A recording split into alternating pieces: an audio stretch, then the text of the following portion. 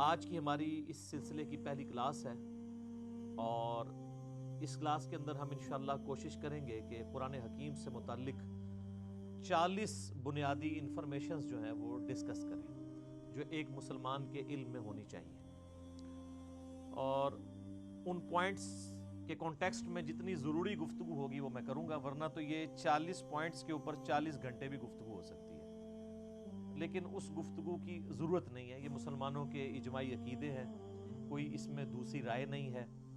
اور جتنی information required ہے وہ انشاءاللہ میں ڈسکس کروں گا۔ اللہ کا نام لے کے شروع کرتے ہیں میرے بھائیوں۔ علمی پوائنٹ نمبر 1 وہ یہ ہے کہ ہم مسلمانوں کا یہ بنیادی عقیدہ ہے کہ یہ جو قرآن حکیم ہے یہ اللہ تبارک و تعالی کی کتاب بھی ہے اور اللہ کا کلام بھی ہے۔ باقی جتنے بھی اس سے پہلے صحائف نازل ہوئے یا کتابیں، ان کے بارے میں کلیم ہے کہ وہ اللہ کی کتابیں ہیں، لیکن یہ وہ کتاب ہے جو صرف کتاب یا سلیبس نہیں ہے بلکہ اللہ تعالیٰ کا کلام ہے۔ اور اس کا ثبوت قرآن حکیم میں سورہ التوبہ کی سٹارٹ میں ہی آتا ہے کہ جنگ کے دوران اگر کافر تم سے پناہ مانگے تو انہیں پناہ دے دو، اور کسی ایسی جگہ پہ ان کو قید کرو جہاں پر وہ اللہ کا کلام سنیں، حتی یسمع کلام اللہ، یہاں تک کہ وہ اللہ کا کلام سنیں۔ اور یہ بھی مزے کی بات میں آپ کو بتاؤں، بڑی حیران کن، قرآن حکیم کے علاوہ جتنی بھی الہامی کتابیں ہیں، اولڈ ٹیسٹمنٹ ہو، نیو ٹیسٹمنٹ یعنی تورات، انجیل اور باقی کتابیں ہیں، زبور بھی، ان کتابوں کو اگر آپ پڑھیں گے تو ان کتابوں میں ان کتابوں کا نام موجود نہیں ہوگا، ظاہر ٹیمپرڈ فارم میں۔ یہ ہم نے اسے بائبل کا نام دیا ہوا ہے نا، باہر جو لکھا ہوا ہے، پوری بائبل کے اندر بائبل کا ذکر نہیں ہے، لیکن قرآن حکیم میں سینکڑوں مقامات پر قرآن کا نام آیا ہے، بائی نیم اس کتاب کو مینشن کیا گیا، یاسین والقرآن الحکیم، وَأُوحِيَ إِلَيَّ هَذَا الْقُرْآنُ لِأُنذِرَكُمْ بِهِ وَمَنْ بَلَغَ فَذَكِّرْ بِالْقُرْآنِ مَنْ يَخَافُ وَعِيدٍ۔ کئی آیات ہیں قرآن حکیم میں جن میں قرآن کا لفظ آیا، اور قرآن کا لفظی مطلب ہے بار بار پڑھی جانے والی کتاب۔ قرات ہم اردو میں بھی استعمال کرتے ہیں، عربی کا لفظ ہے۔ تو یہ پہلی بنیادی انفارمیشن ہے کہ یہ صرف کتاب نہیں ہے بلکہ اللہ کا کلام بھی ہے، اور چونکہ یہ اللہ کا کلام ہے لہٰذا اللہ کی صفت ہوئی، اور اللہ کی صفت ہے تو یہ پھر مخلوق نہیں ہے، غیر مخلوق ہے۔ البتہ جو ہمارے پاس اس وقت یہ بائنڈنگ کے اندر قرآن موجود ہے، اس قرآن کے یہ جو صفحے ہیں یہ تو ظاہر مخلوق ہے، کریشن ہے، اس کے اوپر جو سیاہی ہے پرنٹنگ کی وہ بھی کریشن ہے، اس کا گتا بھی یہ بھی کریٹڈ ہے، لیکن اس کے اندر جو کلام لکھا ہوا ہے اگرچہ وہ کاتب کی رائٹنگ ہے وہ بھی کریشن ہے، کریٹڈ ہے، مخلوق ہے، لیکن جو کلام لکھا گیا ہے جسے ہم پڑھتے ہیں یا سنتے ہیں وہ غیر مخلوق ہے، وہ اللہ کی صفت ہے۔ اور اسی لیے آپ دیکھیں کہ سورۃ الاعراف میں آتا ہے نا کہ حضرت موسیٰ علیہ السلام نے خواہش کا اظہار کیا تھا کہ اے اللہ میں تجھے دیکھنا چاہتا ہوں، تو اللہ نے کیا فرمایا تھا؟ تو مجھے نہیں دیکھ سکتا، تو پہاڑ کی طرف دیکھ، اگر یہ پہاڑ میری تجلی سے قائم رہا تو پھر تم بھی یہ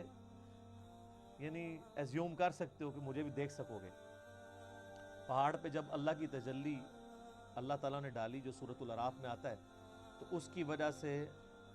پہاڑ جو ہے وہ ریزہ ریزہ ہو گیا، اور سورۃ الاعراف میں آتا ہے کہ اس تجلی کے انڈائریکٹ مشاہدے کی وجہ سے موسیٰ علیہ السلام بھی بے ہوش ہو گئے۔ یہ علیحدہ بات ہے کہ آپ کے بزرگ کلیم کرتے ہیں کہ وہ اللہ کا دیدار کرتے ہیں، کیونکہ وہ تو کہانی ہے، یہ قرآن ہے، یہ ہے سچائی۔ تو یعنی اللہ تعالیٰ کی صفات کے اثرات کیا ہیں، اور سیم اسی طرح کی چیز قرآن حکیم کے بارے میں سورۃ الحشر میں آئی ہے، لو انزلنا هذا القرآن على جبل، اگر ہم یہ پہاڑ پر نازل کر دیتے تو پہاڑ بھی اس قرآن کے نزول کی وجہ سے پھٹ جاتا، ریزہ ریزہ ہو جاتا۔ کیوں؟ کیونکہ قرآن اللہ کی صفت ہے، اللہ کا کلام ہے، کلام متکلم کی صفت ہوتا ہے نا، تو اس کا ایفیکٹ یہی ہونا تھا جو اللہ تعالیٰ کی ذات کا ایفیکٹ ہے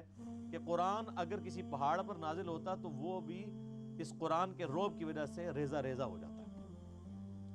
سر یہ ہمارے محبوب صلی اللہ علیہ وآلہ وسلم کا مبارک سینہ ہے کہ جس پہ آلموسٹ 23 سال تک قرآن نازل ہوتا رہا ہے۔ اور اگر آپ بخاری مسلم کی احادیث اٹھا کے دیکھیں تو نبی علیہ السلام کے اوپر ایک کیفیت طاری ہو جایا کرتی تھی جب قرآن کا نزول ہوتا تھا، اور سخت سردیوں میں بھی بخاری مسلم کے الفاظ ہیں کہ آپ صلی اللہ علیہ وآلہ وسلم کے مبارک چہرے پر یعنی پسینہ بہنا شروع ہو جاتا تھا، اتنا وحی کا بوجھ ہوتا تھا۔ اور اس حالت میں صحابہ کرام آپ کو دیکھ نہیں سکتے تھے،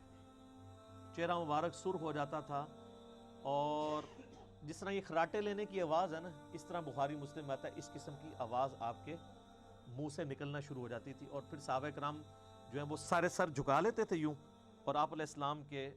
سر مبارک کے اوپر ایک بڑی چادر دے دی جاتی تھی حتیٰ کہ آپ اپنی وہ اس حالت میں واپس آئیں، یعنی آپ صلی اللہ علیہ وآلہ وسلم پر یہ حالت طاری ہوا کرتی تھی۔ اب یہ علمی پوائنٹ نمبر 1 ہوا ہے جی، ابھی صرف ابھی میں اس پہ اور بھی بول سکتا ہوں، لیکن میں جو فی البدی چونکہ میں نے گفتگو کرنی ہوتی ہے رٹی رٹائی نہیں ہوتی، پوائنٹس میں نے صرف لکھے ہیں کہ مجھے یاد رہے کہ کوئی پوائنٹ سکپ نہ ہو، ادروائز اگر میں ایک ایک پوائنٹ کے اوپر نوٹس بناؤں نا تو پھر یہ 40 لیکچرز میں صرف قرآن کا تعارف ہی ختم ہو، لیکن وہ پھر آپ انٹرسٹ لوز کر جائیں گے۔ بس اتنی بات کی جائے جو آپ کے انٹرسٹ کی چیز ہے، جس میں آپ کا پریویس نالج بھی انوالو ہو، کچھ نئی بات بھی آپ کی انفارمیشن میں آ جائے۔